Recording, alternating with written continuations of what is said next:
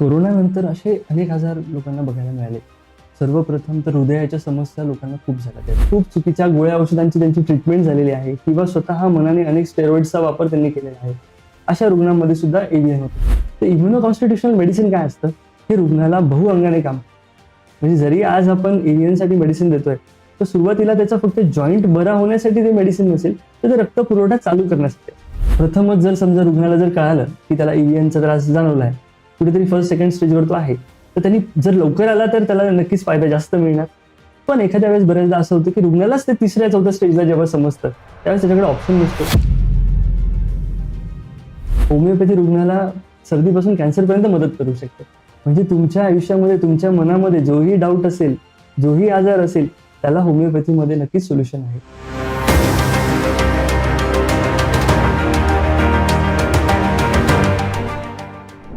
नमस्कार. The white coat dialogue या podcast सिरीजमध्ये आपल्या सगळ्यांचं स्वागत. इथं आपण वेगवेगळ्या डॉक्टर्सची वेगवेगळ्या समस्यांवर मनमोकळा संवाद साधणार आहोत आणि त्यांच्याकडनं जाणून घेणार आहोत. आज आपण एव्हीएन आणि हाडांचे वेगवेगळे आजार जे कोविड नंतर उद्भवलेले आहेत आणि क्रोनिक झालेले आहेत, अशा आजारांवर होमिओपॅथीमध्ये नेमके काय काय उपचार आहेत याविषयी जाणून घेणार आहोत. आपल्याला मार्गदर्शन करण्यासाठी आपल्या सोबत आहेत डॉक्टर योगेश जाधव सर. योगेश जाधव सरांचं छत्रपती संभाजीनगर, नाशिक आणि पुणे इथं क्लिनिक आहे, द हिलिंग सेंटर या नावानं. त्यांनी अनेक क्रिटिकल आणि क्रोनिक आजारांवर होमिओपॅथीनं यशस्वीपणे उपचार केलेले आहेत. चला तर मग आज आपण त्यांच्याकडनं जाणून घेऊया एव्हीएन आणि हाडांचे विकार याविषयी सविस्तरपणे. नमस्कार सर. नमस्कार. द व्हाईट कोट डायलॉग या पॉडकास्ट सिरीजमध्ये आपलं स्वागत. सर, कोविड नंतर विशेषतः अनेक आजार लोकांमध्ये आढळून आलेले आहेत. तर ते कोणते कोणते आजार प्रकर्षाने दिसून येतात? कोरोनानंतर असे अनेक आजार लोकांना बघायला मिळाले. सर्वप्रथम तर हृदयाच्या समस्या लोकांना खूप झाल्या. त्याच्यात हृदयामध्ये अनेक लोकांना स्ट्रोक जाणवला, अटॅक येतो, कार्डियक अरेस्ट झालं. बरेच लोकांना पॅरालिसिस पण म्हणजे झालेलं बघायला मिळालं. आणि काही हाडांचे विकार जे खूपच म्हणजे अति म्हणजे त्याचा उद्रेकच झाला असं म्हणता येईल. त्याच्यामध्ये सर्वप्रथम तर एव्हीएन. आज तर आपलं टॉपिकच एव्हीएन आहे. एव्हीएनच नाही तर असे अनेक हाडांचे आजार सुद्धा याच्यामध्ये बघायला मिळाले. जसं की सर्व्हायकल स्पॉन्डिलायसिसचं प्रमाण याच्यामध्ये वाढलं, लंबर स्पॉन्डिलायसिसचं प्रमाण वाढलं, सायाटिकाचं वाढलं आणि सोबत एव्हीएनचं सुद्धा वाढलं. आणि काही असे काही आजार आहेत जे ऑटो इम्युन डिसीजेस, ज्याच्यामध्ये होमिओपॅथीने आम्ही खूप काम केलंय. तर अशा आजारांचा सुद्धा कोविड नंतर उद्रेक झालेला बघायला मिळाला. सर, आता आपण एव्हीएन विषयी पण बोलतो आहोत. तर अव्हस्क्युलर नेक्रोसिस असं म्हटलं जातं. असेल कदाचित जुना, पण बऱ्याच लोकांना हा नवीन शब्द वाटतोय. हो. तर एव्हीएन म्हणजे नेमकं काय? एव्हीएन म्हणजे काय ना, अव्हॅस्क्युलर नेक्रोसिस म्हणजे काय होतं, स्पेसिफिकली त्याचे काही जॉईंट्स आहेत, मी तुम्हाला सांगतो. प्रमुख प्रमुख जॉईंट जर आहे ना, तर तो आहे हिप जॉईंट, म्हणजे तुमचा खुब्बा. दुसरा जो आहे तो तुमचा शोल्डर जॉईंट आणि थर्ड जो आहे तुमचा अँकल जॉईंट. ह्यामध्ये जास्त करून एव्हीएन बघायला मिळतं. तर याच्यात काय होतं एव्हीएन मध्ये, बऱ्याचदा तिथला जो रक्तपुरवठा आहे, त्या जॉईंटचा जो रक्तपुरवठा आहे, त्या हाडाचा जो रक्तपुरवठा आहे, तो खंडित होतो. तर त्याची अनेक कारणं आहेत. तर त्या खंडित झालेल्या कारणामुळे त्याला आपण अव्हॅस्क्युलर नेक्रोसिस म्हणतो. नेक्रोस म्हणजे तिथे कुठलाही रक्तपुरवठा नाही, ते हाड कम्प्लिटली ठिसूळ झालेलं आहे आणि त्यामुळे त्यामध्ये बऱ्याच वेदना जाणवतात पेशंटला. त्याच्यामध्ये रक्तपुरवठा नसल्यामुळे ते हाड कुजत जातं आणि ते नंतर तुटायला सुद्धा लागतं. याला आपण एव्हीएन असं म्हणू शकतो. सर, एव्हीएन होण्याची प्रमुख कारणं काय आहेत? एव्हीएनचे असे बरेच कारण आहेत. म्हणजे एव्हीएन होण्यासाठी प्रमुख जे कारण पूर्वी बघायला मिळायचं ते ऍक्सिडेंट पेशंटचा झाला आहे. कधी एखाद्या रुग्णाचा ऍक्सिडेंट झाला आणि त्या ऍक्सिडेंटमध्ये त्याला इंजुरी झाली, त्या स्पेसिफिक जॉईंटलाच त्याला मार लागला, तर तिथे रक्तपुरवठा खंडित होतो आणि तिथे त्या रुग्णाला डॉक्टर सांगतात की तुला एव्हीएनचा त्रास झालाय. बरेच रुग्ण असे आहेत की ते तामसिक, म्हणजे जे तामसिक गोष्टी ज्या आहेत, जसं की अल्कोहोल आहे, अल्कोहोलचं खूप प्रमाणात सेवन केलेलं आहे, त्या लोकांना सुद्धा एव्हीएन होत होता. आणि तिसरी जी महत्वाची गोष्ट म्हणजे जे रुग्णांची लाईफस्टाईल डिसऑर्डर, म्हणजे जसं की लाईफस्टाईल चुकीची आहे किंवा त्यांनी खूप चुकीच्या गोळ्या औषधांची त्यांची ट्रीटमेंट झालेली आहे किंवा स्वतः मनाने अनेक स्टेरॉइड्सचा वापर त्यांनी केलेला आहे, अशा रुग्णांमध्ये सुद्धा एव्हीएन होत होता. पण प्रमुख आताचे जे कारण आहे, जे कोविड नंतर जे आपल्याला बघायला मिळालं, बऱ्याचदा असं झालं की यामध्ये बरीच ट्रीटमेंट याच्यामध्ये केल्या गेली, जी की ट्रीटमेंट ही अनिवार्य होती त्या काळासाठी, पेशंट रुग्णाचा जीव वाचवण्यासाठी. तर मॉडर्न सायन्समध्ये जेव्हा ही रुग्ण ऍडमिट झाला त्यावेळेस त्याला एक स्पेसिफिक ट्रीटमेंट दिली गेली. त्याच्यामध्ये अनेक स्टेरॉइड्सचा वापर त्याच्यामध्ये केला गेला आणि तो स्टेरॉइडचा वापर कुठेतरी त्यांच्या जॉईंटसाठी घातक ठरला, त्यांच्या हृदयासाठी घातक ठरला, डायबिटीज त्याच्यामुळे झाला. अशा अनेक जे डिसिजेस आहे त्यामुळेच कोविडमध्ये ते उद्रेक झाला. म्हणजे आधी एव्हियन होतं, पण ह्यानंतर ते जास्त प्रमाणामध्ये त्याचा उद्रेक त्याचा झाला. उद्रेक झाला. तर सर, आता सुरुवातीला एखाद्या व्यक्तीला एव्हियन झालेला आहे, हे आपण कसं ओळखावं? म्हणजे त्याची लक्षणं काय असतात? सुरुवातीचं प्रमुख लक्षण म्हणजे ना, त्याला त्या जॉईंटमध्ये, स्पेसिफिक जॉईंटमध्ये त्याला खूप वेदना होतात, खूप त्रास असतो. म्हणजे इव्हन जर खुब्याचं जर आपण बघितलं, जर हिप जॉईंटचा जो कॉमन जो आपल्याला बघायला मिळतो, त्यामध्ये रुग्णाला नीट बसता येत नाही, उठता येत नाही, वेदना जाणवतात. त्यांना इव्हन कुठलीही जी दैनंदिन त्यांची जी रुटीन आहे ते त्यांना फॉलो करता येत नाही. इव्हन गाडीवर बसताना 2 पायातलं अंतर त्यांचं कमी होतं. त्यांना चालताना त्रास होतो, बसताना, उठताना त्याला त्रास होतो. हा जो आहे हा मेन एव्हियनचा ही समस्या आहे. सर, मग आता आपल्याला समस्या कळली आहे, काय आपल्याला त्रास होतो हे समजलंय, तर त्याच्यावर उपचार काय काय आहेत? जसं आता मॉडर्न सायन्समध्ये ह्या आजाराकडे एकाच उपचाराने बघितलं जातं, ती आहे शस्त्रक्रिया. म्हणजे शस्त्रक्रिया केली तर रुग्ण पूर्णपणे बरा होईल, त्याला आर्टिफिशियल जॉईंट आपण टाकूया आणि त्याला बरं करूया, असं बोललं जातं. पण माझ्या मते असं आहे की होमिओपॅथीद्वारे जर सपोज त्याचा जर कॉज आपण फाइंड आउट केला, जसे मागे मी बोललो की होमिओपॅथी काय करतं की तुमचा रक्तपुरवठा म्हणजे जो खंडित झालेला आहे त्याच्यामुळे तुम्हाला इव्हेंट झालाय, तर तोच जर आपण पुनरावृत्त केला तर कठीण आहे. ही जी टर्म मी बोलतो आहे ही बऱ्याच जणांना पचत नाही की नेमकं रक्तपुरवठा खंडित झालेला पुन्हा चालू कसा होईल, पण तो नक्कीच चालू होऊ शकतो.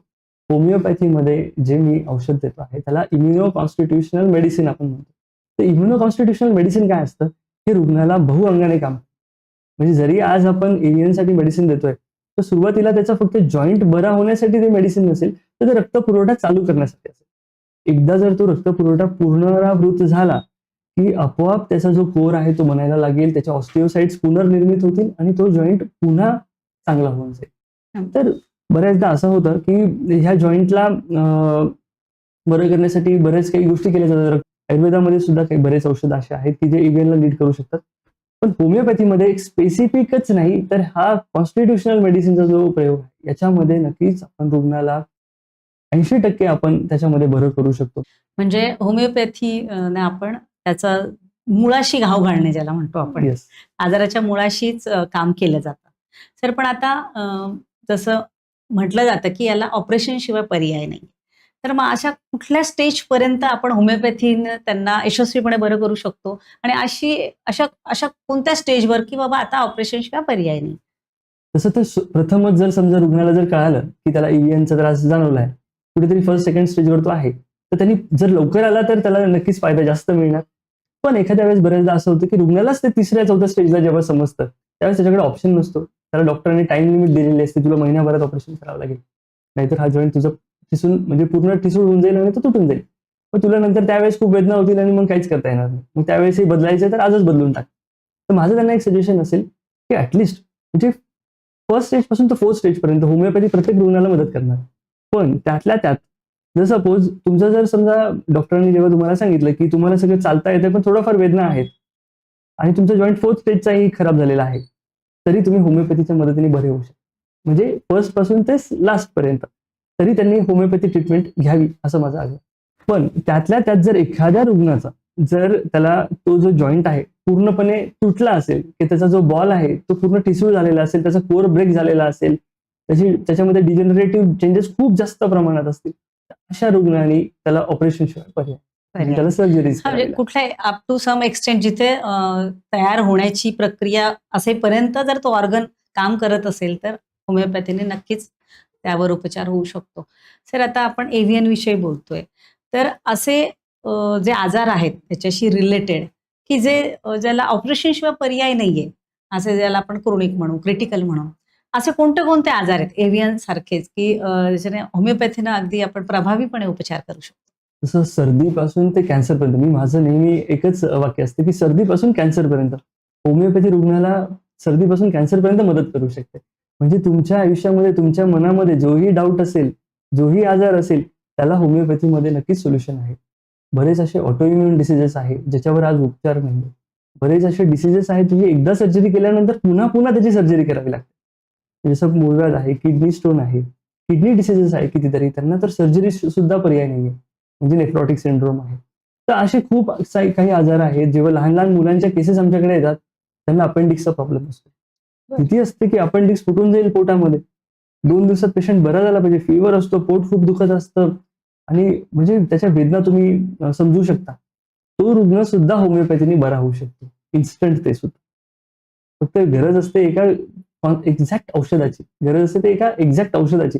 जर ते एक्झॅक्ट औषध त्या रुग्णाला मिळालं, ज्याला मी इम्युनो कॉन्स्टिट्युशनल मेडिसिन म्हणतो, तर नक्कीच रुग्ण त्यातनं बरा होऊ शकतो. म्हणजे योग्य वेळेला योग्य औषध, योग्य डॉक्टर Yes. हा सल्ला मिळणं गरजेचं आहे. Yes. सर, आता आपण एव्हीएन आणि आता जे आजार आपण बघितले, की जे क्रोनिक होऊ शकतात, क्रिटिकल होऊ शकतात.